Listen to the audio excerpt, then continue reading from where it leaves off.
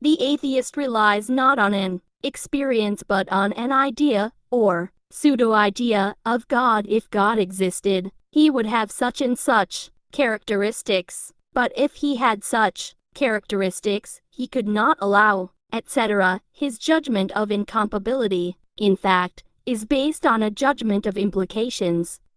I almost think that hope is for the soul what breathing is for the living organism. Where hope is lacking, the soul dries up and withers. The wise man knows how to run his life so that contemplation is possible.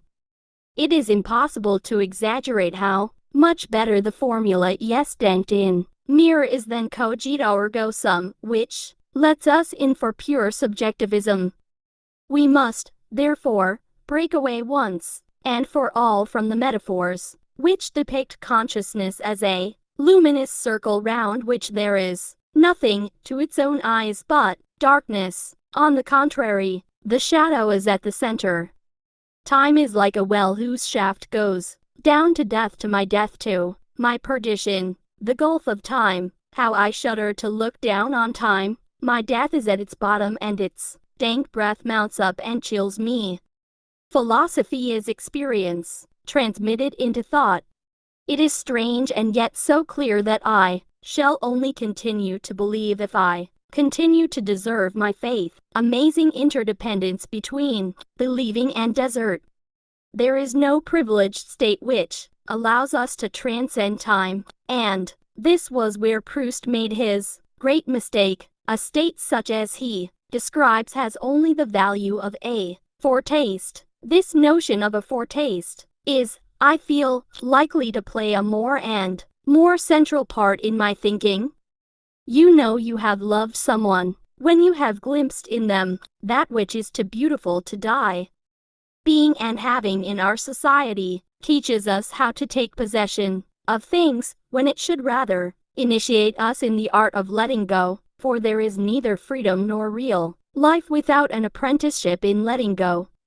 A mystery is a problem that encroaches upon itself because the questioner becomes the object of the question. Getting to Mars is a problem. Falling in love is a mystery. I almost think that hope is for the soul what breathing is for the living organism. Where hope is lacking, the soul dries up and withers.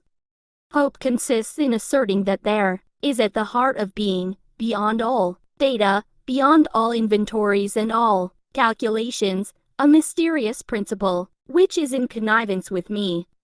I not only have a body, I am this body. Music at times is more like perfume than mathematics. Freedom is a conquest, always partial, always precarious, always challenged. The freest person is the one with the most hope. The dynamic element in my philosophy, taken as a whole, can be seen as an obstinate and untiring battle against the spirit of abstraction. An individual is not distinct from his place, he is his place.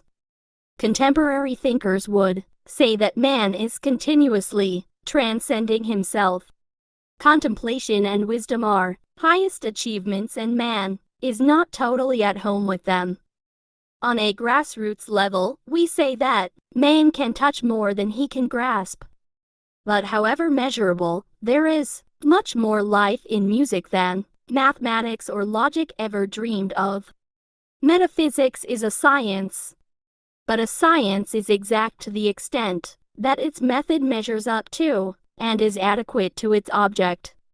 This detachment, poverty, chastity, etc., must not be mere amputation. Everything which is shaken off must be simultaneously found again at a higher level.